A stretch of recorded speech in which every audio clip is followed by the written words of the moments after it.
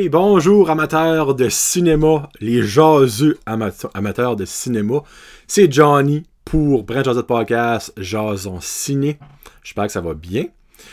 Aujourd'hui, je vais parler du film Rainbow Last Blood et du film Abominable. J'ai la misère à dire ça en anglais, si je le dis en français, Abominable. Et aussi la bande-annonce de Birds of Prey. Avant de commencer, il y a une petite nouvelle que ça fait actually une couple de shows que je suis censé dire, mais que j'oublie à chaque fois. Mais les vrais fans de cette nouvelle la connaissent déjà. Dans une galaxie près de chez vous, aura un troisième film. Claude Legault, le gourou derrière dans une galaxie près de chez vous, a confirmé la nouvelle. Il n'y a pas de date de sortie encore, mais ils travaillent présentement sur le script. Donc, it's a go. Toutes les original casts vont être de retour. Guy Jodoin, Didier Lucien, Claude Legault, évidemment. Name it, Mélanie Ménard. Puis là, j'en passe. Là. Ils vont être de retour. Donc, ça pour les jeunes adultes de mi-vingtaine, trentaine vont capoter, incluant moi.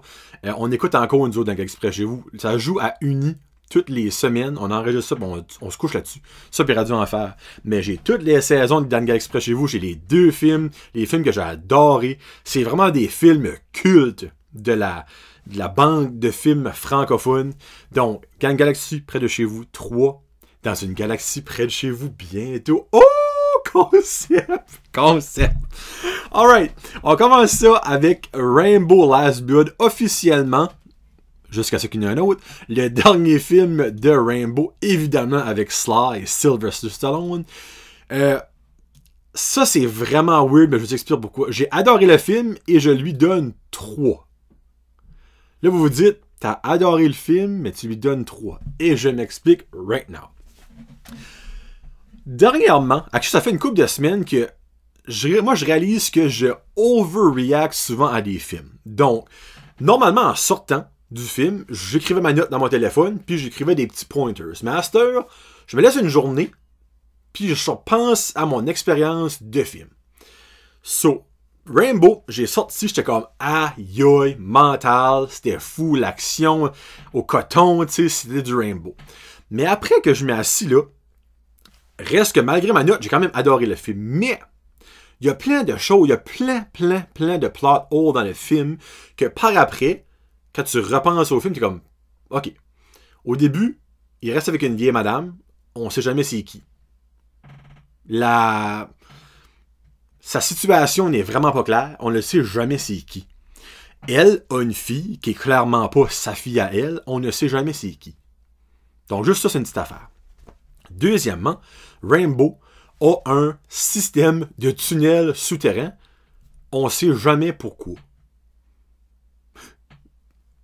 C'est clair que ça aurait dû au moins être mentionné. Pourquoi est-ce qu'il y a ça? C'est-tu qu'il y a des antécédents de rats et de souris, puis ils aiment ça creuser? Mais c'est clairement un gros plot hole. Puis turn out que la fête de la fin, mais ces tunnels-là sont très nécessaires. Ben, c'est pareil comme si les tunnels ont été faits pour cette fête-là, mais la fête a carrément été préparée comme 2 jours, une semaine avant. Donc, les tunnels, ça fait des années qu'ils travaillent là-dessus. Mais il ne faut pas préparer ça en anticipation de cette fête-là parce que c'était même pas plané. Donc, ça, je trouve ça weird. Rainbow a toujours été renommé comme violent. Mais ça n'a jamais été renommé comme gory. Et il y a une grosse différence entre violent et gory. Violent, c'est du tuage, des décapitations, du sang en masse. Gory, c'est un petit peu la même chose, mais une step over. Je vous explique. Au début du film, il interroge un gars en lui cassant la clavicule. Puis tu le vois tout, là. Les autres Rainbow, ils te serraient la tête avec une mitraillette, puis tu te la voyais plus. À la fin, à la grosse fête, t'as des décapitations, t'as des bras slicés, tu vois tout, là, c'est vraiment beaucoup gory. Puis for some reason, Rainbow est terriblement comme en rage. OK, Rambo est une machine à tuer, mais dans les 4 autres films, cette rage-là était comme pas là. On dirait qu'ils ont voulu mettre l'accent qui est violent à cause de sa rage. Ça, c'est quelque chose de nouveau qui n'a pas encore là une fois été expliqué. Regarde, j'ai adoré la fête à la fin. Moi, si vous demandez à moi, ça a trop fini facile. OK, oui, je dirais pas de punch, mais durant le film, il mange une esti de volée, puis il y a quelque chose de vraiment, vraiment triste qui arrive. OK? Donc, tout ça mis ensemble, on peut genre dire qu'il y a eu son struggle là, mais normalement, t'aurais dû avoir plus de misère. Hey, il tue une 60aine de gars facile, c'est pas une centaine de gars easy. Puis la fin, on va dire le boss, parce que chaque film de méchant, vous savez, il y a un boss à la fin. Le boss est tué, excusez-moi, pardon, et sorry, je m'excuse audio, est tué comme ça. Donc, moi, j'ai pas haï l'histoire, mais l'histoire, c'était trop dull. C'était trop comme dark pour Rambo. Rambo a toujours été comme... Vous savez, il y avait toujours comme un petit comique, un petit côté comique à Rambo qui a comme zéro open bar dans ce film-là. C'est vraiment deep dark. Puis ben évidemment, ben ils restent au border du Mexique. Puis ben là, ils font paraître vraiment mal le Mexique. Le don't get me wrong. Le Mexique a beaucoup de tort. Mais c'est pas du monde mangement qui reste là. Mais dans ce film-là, tout le Mexique complet, c'est des méchants. On va le dire demain, OK? Donc, un 3 sur 5, c'est vraiment divertissant. L'action est malade. Mais quand tu t'arrêtes et tu penses au film, c'est comme, OK, pourquoi ça? Pourquoi ça n'a pas su ça? Pis ça finit juste... Bah. Ça finit pas qu'il peut pas en avoir un autre. Même si que Sylvester Stallone a dit que c'était le dernier, le Last Blood. Moi, je suis sûr qu'il va en avoir un autre. Ou il va y avoir un reboot. Je sais qu'il y a un TV show qui est en train de se faire faire. Pas avec Sylvester Stallone, c'est lui qui le produce. Mais c'est en train de se faire faire. Donc, il va continuer à Rambo. C'est loin d'être le meilleur des Rambo. Moi, le 4e Rambo, c'était mental. Puis, ben, évidemment, le premier était vraiment bon. Le 2e, moi, j'ai vraiment capoté sur le 2e. Le 5e, moi, je dirais, c'est le 4e meilleur des 5. Le 3e Rambo, moi, j'avais pas aimé ça. Donc, je dirais, ça serait 2, 4, 1, 3, 5, excuse, puis 3. Bon, c'est ça que mon standing de Rambo. Bon. Donc, un 3 aujourd'hui sur 5, c'est quand même pas mauvais. Le Christy, c'est pas Ad Astra, là, mais reste que... C'est ça. Puis, pour rester sur Rambo, moi, c'est pas quelque chose que je me vende parce que c'est pas amazing, mais mon but, avant que je moure, donc, hopefully, bien vite là, que je peux finir ça, c'est une joke, là, je veux tout visiter les cinémas du Nouveau-Brunswick. À mon palmarès, il ne restait que le cinéma de Campbellton. Je reste à 1 heure de Campbellton, mais for some reason, j'ai jamais été voir un film là. Un cinéma à Saint-Jean, à Saint-Jean, puis un cinéma à Grand-Sault. Mais j'étais voir Rambo à Grand-Sault. Mon review du cinéma, sur 10, je donne un 7.5 au cinéma. Les salles sont vraiment belles. Les salles font penser à Tracadie, un petit peu plus grosses. Les sièges sont confortables, mais les arms, les bras, là, ceux que tu mets tes coupes, sont beaucoup trop courts. Comme moi, j'étais à côté, puis j'avais les 2 coudes dans le couple 2. Dans armrest, there you go. La cantine est excellente. Vendre du Pepsi, ça c'est un gros plus. Le popcorn était vraiment bon. Rien comparé à Batters, là. Mais torche Caraquette, torche Tracadie à 100 000 à l'heure et torche n'importe quel Cinéplex que vous voulez. Puis ben vraiment, le staff était vraiment accueillant. C'est comme une weird place. Mais encore, it is what it is. Le son était bon. La qualité de l'image était vraiment bonne. Moi, je vous donne un 7.5. Donc, thumbs up au cinéma de Grand-Sault. Le cinéma 3. Quel nom? Cinéma 3. Grand Cinema 3, me semble. Il y a 3 salles. Bon, puis ben là, j'étais censé voir Joker, mais là, finalement, mon petit garçon voulait aller au cinéma. Ça fait quand mon petit garçon va aller au cinéma, j'en profite.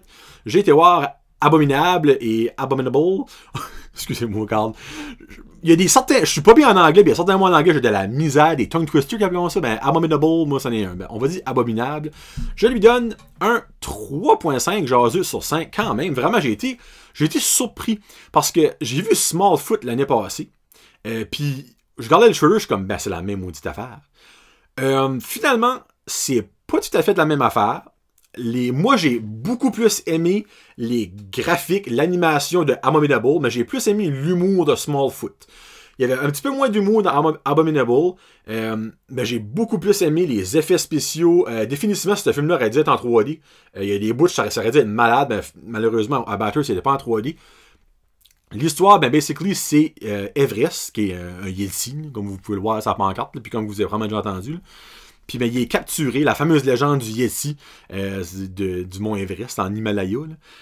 Puis ben, il a été kidnappé, ben, pas kidnappé, il a été abducté, le mot ne vient pas en tête, là, par des scientifiques fous. Puis ben là, t'as Yi, qui est une jeune fille, que son papa est décédé, puis depuis son papa est décédé, mais là, elle a de la misère à merger avec sa famille, puis elle est tout le temps en train de travailler pour changer les idées, ben elle part jamais du temps avec sa famille, puis elle trouve Everest sur le top de son appartement. Puis bien évidemment, là, Everest, il a un super pouvoir, basically, il peut faire pousser des choses, grandir des choses. Il y a un bout comme il fait grossir des bleuets, ça crée un drôle de bout. Il fait grossir des bleuets, puis comme ils venent vraiment immenses, puis ils se font attaquer par des bleuets, avec une avalanche de bleuets. Et après ça, ben là, il peut faire comme pousser des fleurs, il peut faire bouger la terre, il peut faire bouger l'eau. Donc, comme la légende du Yeti ajoute ce pouvoir-là là-dedans. Puis, ben, il veut retourner chez eux au mont Everest. Puis, ben, c'est ça qui est la trip. Il y a elle, son cousin, qu'est-ce que son nom? Il y a un nom comique. C'est pas Danger, mais c'est quelque chose de même. Là. Puis, un gars qui reste dans l'appartement proche de elle, puis c'est genre le Instagram babe de l'appartement. Il s'en va sur une aventure pour essayer de le faire retrouver sa famille et son mont Everest. Puis, ben, ça que c'est. Il y a vraiment des pas pis bouts d'action. Le petit arrive par bout. Il y a un bout, il retombe au bout parce qu'il découvre la liqueur, puis il en boit comme je sais pas combien de l'eau, puis il rote. Il y a un bout, il avalon des fleurs, puis ben, il retombe des fleurs. Tu sais, c'était des petites affaires pour faire rire les enfants, évidemment, mais il reste que c'est comique. Puis ben, moi, 3.5, Jacques, je suis braillé un bout. Puis là, je vous explique, ok, gars. Moi, les films d'animation, il y a automatiquement quelque chose qui vient me pommer. C'est probablement mon inner child, mon enfant intérieur qui me pogne. Puis ben, n'importe quand que j'entends la tune Fix You de Coldplay, que ce soit d'un bout triste, je vais brailler, que ce soit d'un bout intense, je vais avoir des frissons d'un bout à l'autre du corps. Moi, Fix You de Coldplay me pogne au cœur, pis ben le bout le plus triste du maudit film, ils vont mettre la chanson de Coldplay. Évidemment, moi, l'herbe qui coule, regarde, je suis un émotif, j'ai jamais eu honte de le dire. Le monde qui écoute Brinjard de podcast, vous l'avez vu, puis j'ai pas honte de dire que j'ai broyé dans plein de films. Regarde, ben lui, j'ai versé des larmes. J'ai pas braillé à grosses larmes, mais j'ai versé une bonne dizaine de larmes à cause de ce moment-là. Mais enlève la tune de Coldplay, probablement que je braille même pas. C'est juste tout ce tune-là me pogne, puis la tune, les paroles de la tune étaient perfect fit pour ce moment-là du film. Donc, tout mis ça ensemble, petite bossage d'émotion, puis ça coulait. J'ai plus aimé ça que Smallfoot. Smallfoot, j'ai donné un 3 sur 5, déjà un 3.5. C'est pas un film amazing de Pixar, tu sais, c'est pas des films amazing, mais reste que c'était quand même mieux que j'expectais. Vraiment, là, comme... Moi, je m'attendais à un film un petit peu comme Krabby. Ça avait l'air d'un film japonais. Ils sont en Chine, tout ça en Chine. Des fois, les films japonais, il y a beaucoup d'affaires comme de la culture japonaise qu'on comprend pas par ici, mais que les autres dans le film, ils insèrent comme subtilement, ben on guette pas nous autres. Mais on dirait là-dedans, il n'y avait pas ça. Autre que l'affaire, que c'est important, l'affaire, le plan familial, d'être en famille, tout ça, ben c'est même partout, c'est même en Chine, là, tu sais. Donc, Abominable, 3.5 sur 5. Puis là, définitivement, cette semaine, je vais aller voir Joker, ça c'est même pas une question. Puis ben, je vous dirai pas d'autre que ce que je vais voir parce que je vous déçois peut-être quand je commence à faire mes reviews puis c'est pas là. Mais garantie Joker la semaine prochaine ou dans 2 semaines. Garantie. Et autre chose. Il y a de Peanut Butter Falcon qui est arrivé au cinéma. Les reviews sont malades. J'ai jamais vu de prévu, j'ai jamais entendu parler de ce film-là. J'ai vu ça sur le site, fallait que je le mette sur la page Facebook, puis j'étais comme... C'est une erreur de Peanut Butter Falcon. Là, je vois sur IMDb, c'était legit un film. OK. Ben, j'ai même pas regardé la prévue. Mais j'ai lu des commentaires, j'ai lu des critiques, puis j'ai regardé les notes, puis c'est comme... Ça a de l'air épique comme film. Comme une aventure à la Huckleberry Finn, genre de... je vais aller le voir. Je sais pas si c'est cette semaine, la semaine prochaine, mais je veux vraiment aller le voir. Ça a comme vraiment piqué ma curiosité. Souvent, des films de même, comme des films qui arrivent sur le tas, on appelle ça, nous autres, parce que moi, je travaille avec le cinéma, comme je vous l'ai déjà dit, là, on appelle ça des filler movies. C'est quand comme que... Parce que souvent, quand on a un film, un gros blockbuster, il faut absolument, au minimum, le garder 2 semaines. Si tu le prends pas pendant la première semaine, tu peux pas l'avoir à la deuxième semaine. Il faut t'attendre à la troisième semaine pour l'avoir. Mais ça donne que dans le barème du cinéma, ben là, il y avait une semaine qu'on n'avait pas comme de gros movies. Ça fait qu'on prend des filler movies qu'on garde pour une semaine. Puis Peanut Butter Falcon, il y a des grosses chances de faire ça pour une semaine. Ça fait que je trouve qu'il va falloir que je le vois cette semaine. Donc c'est un petit peu même que ça marche. Parce que c'est pas des gros blockbuster movies, ça fait des compagnies de cinéma, eux autres, s'ils peuvent avoir une salle à jouer, ils vont le prendre. Mais exemple, un film à la Star Wars, à la Marvel, à la Disney, à la Pixar, ça, more than likely, il va être ici de 4 semaines, ça c'est garanti. Mais il faut absolument que tu le prennes la première semaine, sinon tu le perds pour 2 semaines. Tu perds comme l'exclusivité de l'avoir. Mais je sais pas si un film d'Avengers, si tu l'as pas pour les 2 premières semaines, ben tu te tiens dans le pied en maudit, on va se le dire. Là. Donc c'est un petit peu de même que ça marche. Alright, là je vais aller avec ma review. Ben pas ma review, on va parler de la bande-annonce de Birds of Prey. Et là je vous dis le nom au complet parce que c'est Birds of Prey, 2 petits points, and the Fantabulous Emancipation of One Harley Quinn. Pourquoi ils ont mis ce nom de titre-là? J'ai aucune maudite idée, mais bon. En gros, c'est un film sur Harley Quinn de Suicide Squad, l'ancienne amoureuse de Joker, parce qu'elle et Joker ne sont plus, elle et Jay ne sont plus, comment elle l'appelle. Mais en gros, Birds of Prey, c'est un clan de, on va dire, anti-super-héros féminine. Ben évidemment, tu as Harley Quinn qui est comme la main, la chef, mais il y a aussi Black Canary qui est là-dedans, puis il y a Huntress. Les autres n'ont pas été confirmés, ils sont nommés comme Renee Montoya, qui est une inspectrice de Gotham City, mais elle est dans les Birds of Prey, puis il y a aussi Cassandra Cain. Cassandra Cain, c'est comme une independent character de la DC Mythology. Je suis pas sûr qu'elle va être une des Birds of Prey, mais en tout cas, on va voir. Puis ben, le gros méchant là-dedans, c'est Ewan McGregor qui joue Black Mask, qui est un psychopathe, en gros. Un petit peu comme Joker. Mais lui, il aime vraiment pas les Birds of Prey. Et puis normalement, il porte un masque noir, mais dans le trailer, on l'a pas vu. Il y a du monde qui est déjà en train de chialer. Oh, voilà, Black Mask, c'est tout le temps un masque noir. Et là, il l'a pas. Mais regarde, un trailer, faut pas tout te les punch. Mais il y a aussi. Je sais pas si vous avez écouté la télésérie Gotham. Moi, j'ai écouté ça de A à Z, là, c'est fini. J'ai adoré. C'est basically l'histoire de Gotham. C'est pas une histoire de Batman, c'est l'histoire de Gotham. Puis il y a un des personnages là-dedans que moi je connaissais pas avant, que j'ai adoré dans cette série-là, c'est Victor Zsasz. C'est un des sidekicks à Penguin. Puis ben, il joue là-dedans. Mais ça va promettre le sidekick à Black Mask, que j'assume. C'est pas le même acteur, là, mais reste que ça va quand même être Victor Zsasz. Une espèce de petit crackpot, là, mais il est super bon avec les armes. Birds of Prey sort le 7 février 2020, donc c'est encore un petit bout. La première privée a sorti cette semaine. Puis ben, c'est juste pour ça que je voulais vous en parler. En gros, le synopsis, c'est After splitting with Joker, Harley Quinn joins superhero Black Canary, Huntress and Renee Montoya to save a young girl from an evil crime lord qui est Black Mask. Donc c'est ça que c'est pour cette semaine. Cette semaine, garantie Joker, promis. Puis le reste, ben, on verra. Ben, si c'est pas la semaine prochaine, Jason Ciné, ça va être la semaine d'après. Donc, bon cinéma.